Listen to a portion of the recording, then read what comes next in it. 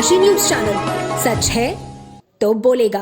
वाराणसी के काशी विश्वनाथ धाम में मध्याह्न भोग आरती के उपरांत जन कल्याण और विश्व शांति के पवित्र संकल्प के साथ बाबा श्री काशी विश्वनाथ का त्रिवेणी संगम के पावन जल से विधि पूर्वक जलाभिषेक किया गया। इस पावन अवसर पर महाकुंभ 2025 में श्री काशी विश्वनाथ मंदिर न्यास द्वारा स्थापित शिविर के संचालन में सहयोगी रहे कुलदीप नारायण पांडे, मनोज उपाध्याय और रमेश चंद्र ओझा उपस्थित रहे। महाकुंभ 2025 में श्री काशी विश्वनाथ मंदिर के शिविर में इन श्रद्धालुओं द्वारा विशिष्ट सेवा प्रदान की गई थी। इसी को ध्यान में रखते हुए काशी विश्वनाथ मंदिर न्यास ने उनके अनुरोध को सहर्ष स्वीकार किया और जलाभिषेक के लिए आवश्यक प्रबंध सुनिश्चित किए। तीनों श्रद्धालुओं के विशेष अनुरोध पर श्री काशी विश्वनाथ मंदिर न्यास के मुख्य कार्यपालक अधिकारी ने भी आधिकारिक प्रतिनिधि के रूप में इस आयोजन में सहभागिता की। जलाभिषेक के दौरान राष्ट्र की सुरक्षा, सनातन धर्म की अस्मिता और गौरव की पुनः स्थापना के लिए प्रार्थना की गई। मंदिर न्यास ने श्रद्धालुओं की राष्ट्र प्रेम और सनातन भावना की भूरी भूरी प्रशंसा की। न्यास ने संदेश दिया कि सनातन नागरिक अपनी भावनाओं का इसी प्रकार रचनात्मक प्रकटीकरण करते रहें और आपसी सद्भाव बनाए रखें।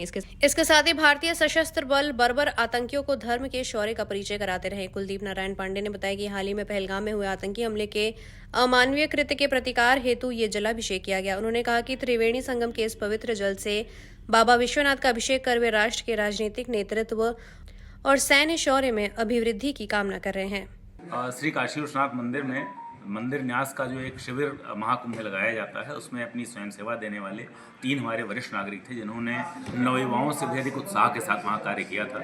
आज वह त्रिवेणी का जल लेकर यहाँ उपस्थित हुए और उनके द्वारा यह अनुरोध किया गया कि त्रिवेणी के जल से भगवान विश्वेश्वर का अभिषेक करके वह भारत की राजनीतिक इच्छा शक्ति में दृढ़ता के लिए और सेनाओं के शौर्य में अभिवृद्धि के लिए वरदान मांगना चाहते हैं, कामना करते हैं और इस संकल्प के साथ आराधना करने की उनकी इच्छा है। तो उनके द्वारा पूर्व में जो सेवा कार्य हमारे शिविर में किया गया था, उसके दृष्टिगत तत्काल न्यास ने उनकी इस इच्छा को पूरा करने का प्रयास किया, उनके संकल्प को अंगीकृत करने का प्रयास किया और उनको यह सुविधा उपलब्ध कराई गई। इसकी व्यवस्थाएं सुनिश्चित की गई।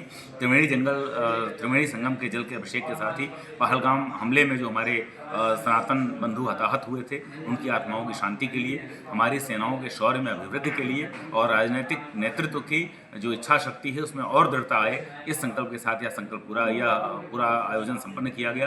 काशी की विद्युत परंपरा के समादर में मंत्रोच्चार के साथ पूरी आराधना संपन्न हुई और इसके पश्चात आज यह तीनों हमारे बीच में अतिथि के रूप में उपस्थित भी हैं। यह पूरा आयोजन इस प्रकार से संपन्न हुआ। भगवान महादेव से हमारी प्रार्थना है कि इनकी सभी इच्छाओं का उत्तर दें और हमारे संकल्पों को पूर्ण करें। सर, किस तरह का लोकार्पण किया गया आज? इसके अतिरिक्त आज काशी विश्वनाथ मंदिर न्यास द्वारा उत्तर से भारत तक की एकता को एक सूत्र में पिरोने वाले काशी विश्वेश्वर का जो श्रद्धा का सूत्र है, उसमें संपूर्ण भारत, संपूर्ण सनातन धरा, संपूर्ण विश्व ही एक साथ एक सूत्र में पिरोया होता है। जैसा आप जानते हैं कि हमारे यहाँ 150 के आसपास देशों के लोग भी दर्शन करने आ चुके हैं गत 3 वर्षों के भीतर।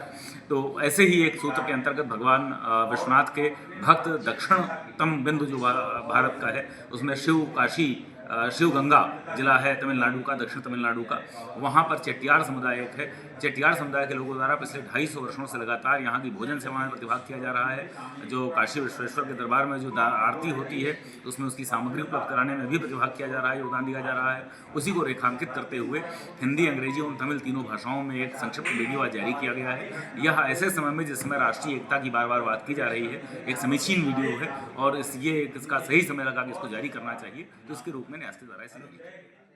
पूर्वांचल की खबरों से जुड़े रहने के लिए आज ही सब्सक्राइब करें हमारा YouTube चैनल डनकाशी और हाँ, लेटेस्ट अपडेट्स के लिए बेल आइकन को प्रेस करना ना भूलें। और आपके पास है कोई जानकारी या है कोई सूचना, तो हमारे दिए गए नंबर पर आप हमसे संपर्क कर सकते हैं।